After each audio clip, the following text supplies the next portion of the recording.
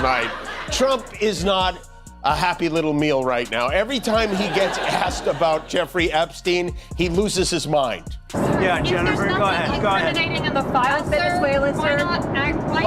Quiet, Piggy.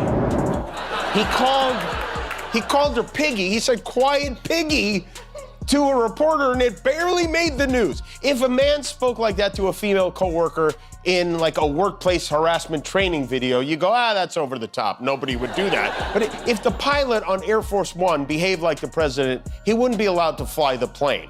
Okay? That was Friday. Today, in Washington today, the Senate Judiciary Committee grilled FBI Director Kash Patel. It's an honor to be here with you today as the 9th Director of the FBI, to bring this fugitive to justice.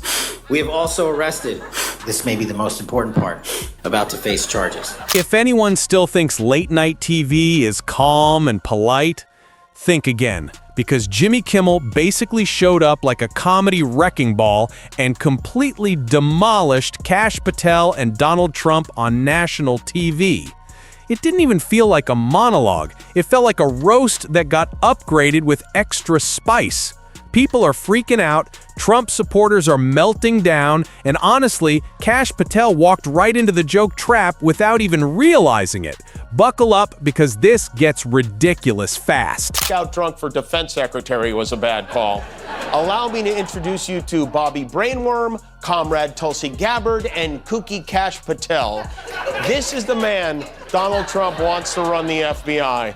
Look at him. I mean, he's all ready to release the files, passes the House, it will then go to the Senate, and then if it passes the Senate, it goes to Trump's desk, where he would be forced to sign or veto it, which would be a very embarrassing way for him to learn how a bill becomes. Kimmel didn't walk on stage like a normal talk show host. He came out looking like a guy who'd been emotionally held hostage by the news cycle and finally snapped the moment Trump crossed his mind again. The audience was already laughing before he even opened his mouth, like they could tell he woke up that day and chose absolute chaos. Trump did what most people would do when faced with a scandal that could potentially end his presidency. He welcomed an evil prince to the White House. He welcomed the Crown Prince of Saudi Arabia, Mohammed bin Salman, the only leader who treats reporters worse than he does, to a big lavish dinner in his honor. Mohammed bin Salman, this is a guy who gave a green light to the brutal murder of Jamal Khashoggi, a columnist for the Washington Post, who'd been critical of bin Salman's regime, but he... And when Kimmel started going in on Kash Patel, it wasn't gentle humor, it was a full-on meteor shower. He didn't warm up with soft jokes or polite nudges, he basically turned on a verbal flamethrower, like the whole monologue had been sponsored by a burn cream company that wanted business to boom. Time last year. Ongoing investigations, not crime-free, and we're gonna keep going.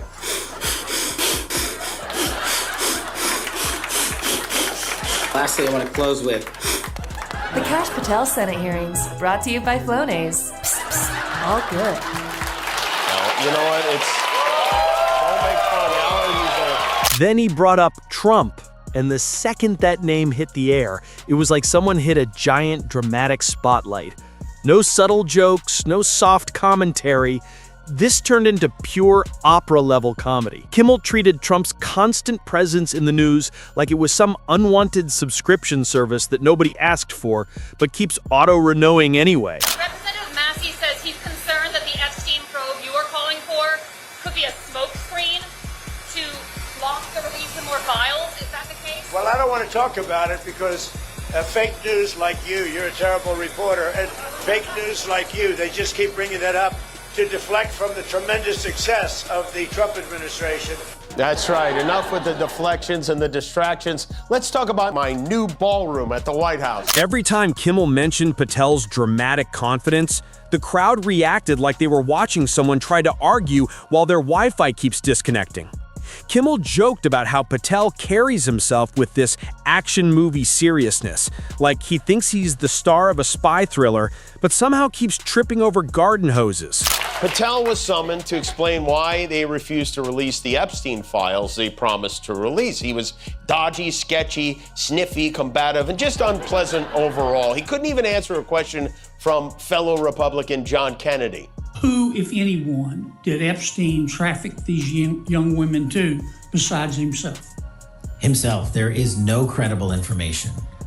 None. If there were, I would bring the case yesterday.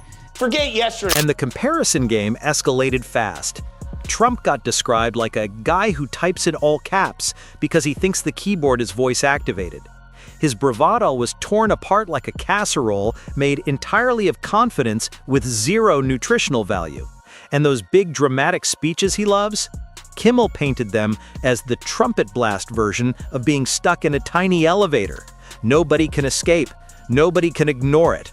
Meanwhile, Patel kept popping back in, like someone trying to sneak backstage but refusing to leave because he believes he's essential to the storyline. Kimmel didn't need quotes. He just painted Patel as a magician, proudly showing an empty hat again and again, insisting the rabbit is spiritually present, if not physically available. All this talk about Epstein has resulted in the most shocking celebrity breakup since Hall versus Oates. Trump announced yet another divorce, this time with the former president of his fan club, Marjorie Taylor Greene. He wrote, "I am withdrawing my support and endorsement of Congresswoman Marjorie Taylor Greene." He's so upset he couldn't even come up with a decent nickname for her. He wrote, "Wacky Marjorie Traitor Brown." Remember, green turns to brown when there is rot involved. Listen, if you have to explain... The transitions were sharp enough to cut glass. 1 second, he was zooming in on Patel's main character confidence, and the next second, he was roasting Trump's over-the-top self-celebration. It felt like political comedy on turbo mode with no breaks anywhere in sight. If sarcasm were an Olympic sport, Kimmel would have set new world records while waving to the crowd. He reenacted Patel's dramatic posture and heroic stares like a guy who thinks his PowerPoint presentation is about to save the world.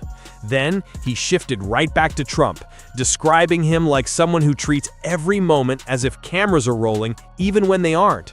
In Kimmel's world, Trump doesn't wake up, he makes a public appearance from under the blankets.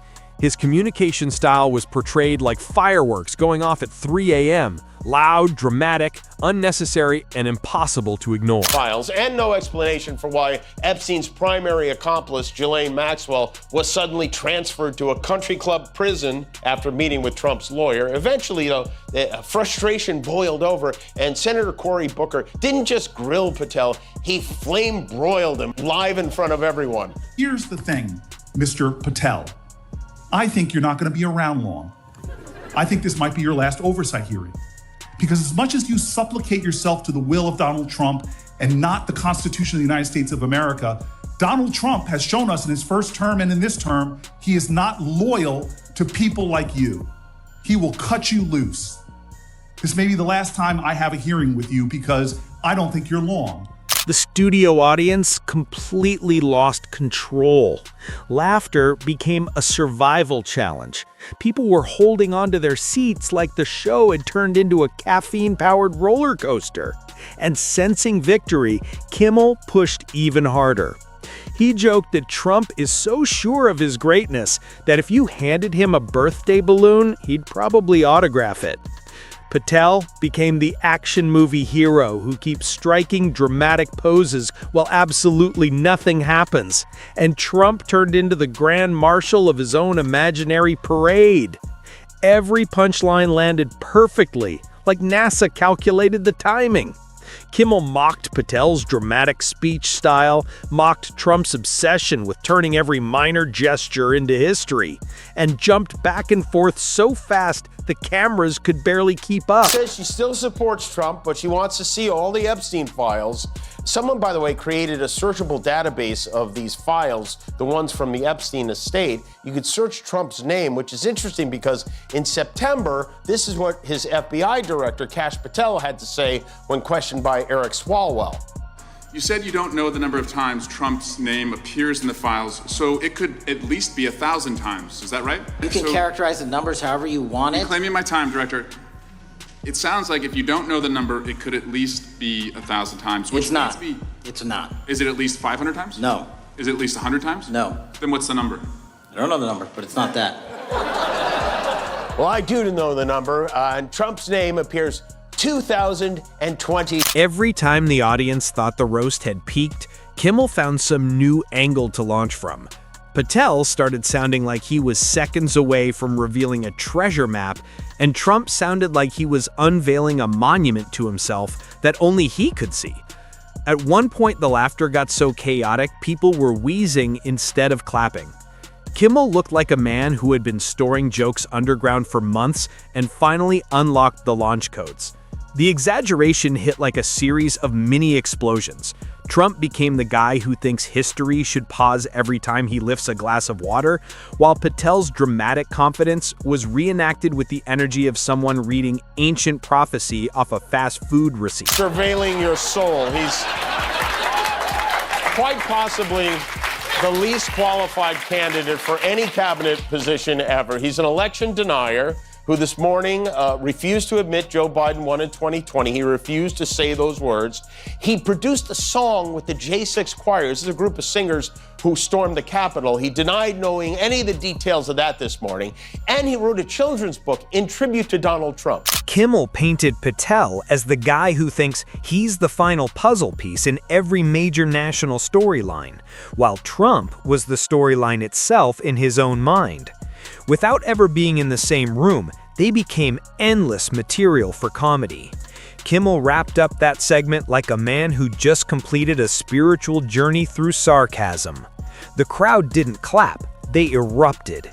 It sounded like a stadium concert for people who'd been waiting forever to hear these jokes said out loud. By the end, Patel had become a legend of overly dramatic seriousness, and Trump had evolved into someone who treats every oxygen molecule like a spotlight, while Kimmel stood there like the guy who turned it all into fireworks visible from space. The good news for Rudy is he probably won't have to worry about any more of those pesky investigations from the FBI. FBI Director Kash Patel sat for an interview with Fox News last night, and when I say sat, before I share this, I feel it's important to let you know the footage you are about to see was not altered in any way. Peter, thank you. Welcome back to Quantico, Virginia, the FBI Academy, and we're joined by FBI Director Kash Patel. They're so cute when they're little, aren't they? And just when everyone thought the chaos was done, Kimmel decided there was still untouched territory. So he dragged Trump back into the spotlight like a character who refuses to exit the script. He reenacted Trump's serious delivery like someone auditioning for Most Important Man Alive in a movie that doesn't exist. Every dramatic breath, every imaginary gust of wind blowing through non-existent hair, every slow blink meant to signal destiny sent the audience spiraling again. Then he zeroed back in on Trump's endless self-celebration mode, the award show with one nominee, himself. Every exaggerated gesture Kimmel imitated triggered another wave of laughter. A year of stalling, hedging, browbeating members of his own party last night, all of a sudden Trump reversed course completely. He wrote, House Republicans should vote to release the Epstein files. We have nothing to do with Epstein. I have some bad news. There's no we, it's just you, bro. All of his friends were Democrats. That's right. All his friends are Democrats, including this one right there, yeah. But don't let that distract you from the Donald Trump version of this story. Mr. President, what did Jeffrey Epstein mean in his emails when he said you knew about the girls? I know nothing about that. Really, what did he mean when he spent all the time with Bill Clinton? That's right. Bill Clinton should immediately resign as President of the United States. For a moment, it felt like nobody in the room was safe. The jokes were firing non-stop, like a pressure washer set to boiling sarcasm. Trump became a full Broadway musical about himself. Patel posed like a man preparing for his own chapter in a history book. And Kimmel stitched their exaggerated universes together with transitions so smooth, the audience couldn't recover before the next roast hit. Patel delivered lines like ancient revelations. Trump nodded like he was unveiling the eighth wonder of the world. And Kimmel narrated it all without mercy. People were slumped over from laughing. The studio felt like a comedic battlefield. And Kimmel still wasn't done until he delivered one last explosive finale, merging Patel's eternal dramatic seriousness with Trump's eternal self-praise. Patel became the guy who sees destiny in every shadow. And Trump became the man who sees red carpets in every reflection, even in a toaster.